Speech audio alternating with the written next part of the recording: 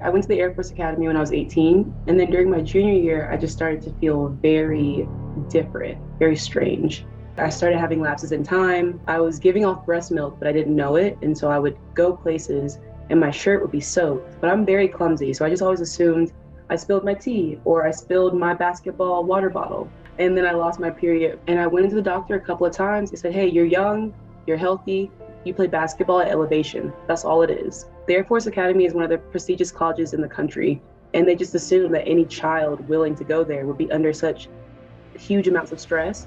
And so every single time they just wrote it out, you're stressed. This is what stress looks like. I was in training to be a pilot, but then after having so many random outbursts and nobody can explain why, I got rejected from the pilot program that I was in training for.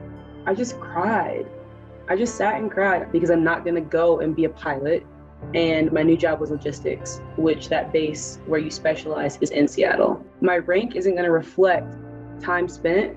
All of it just felt very unfair. I was checking in to dorms, to housing, to finance, and then I went to the hospital. And the lady who checked me in was just like, hey, you have a brain tumor. Just like that. Nothing else said, no hello, no what day is it, just you there. You have a brain tumor. I can tell by how you're looking at me, how you stutter when you speak, and how small you are.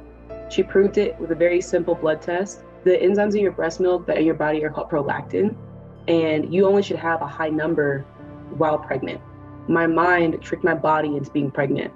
And so I was going through all the normal steps of pregnancy. You give off breast milk to feed your baby, you lose your period because you're pregnant, and then eventually you go into menopause.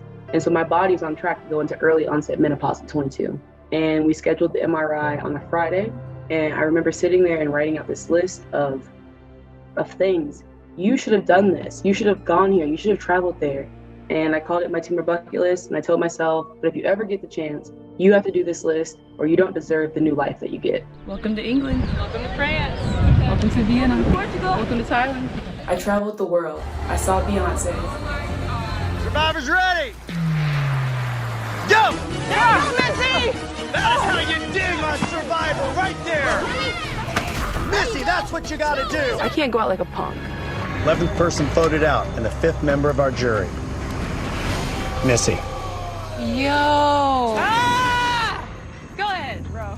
Missy likes to climb up one rung of the ladder and then use her other hand to pull somebody else up. I mean, she wants everybody to have the success she has. She wants everybody to follow their dreams the way she does. She's very encouraging. She's just doing what's natural for her.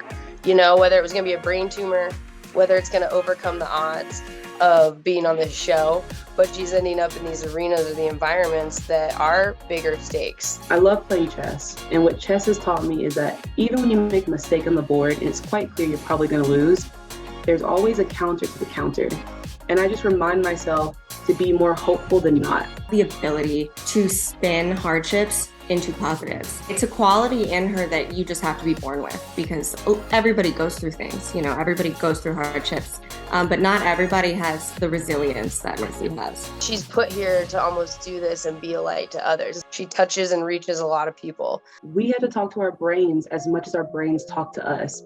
Every single morning, I wake up and I say, I have everything I need to be successful today. Because once you say that to yourself, your brain listens. And now the way you intercept, the way you take in stimuli, it changes.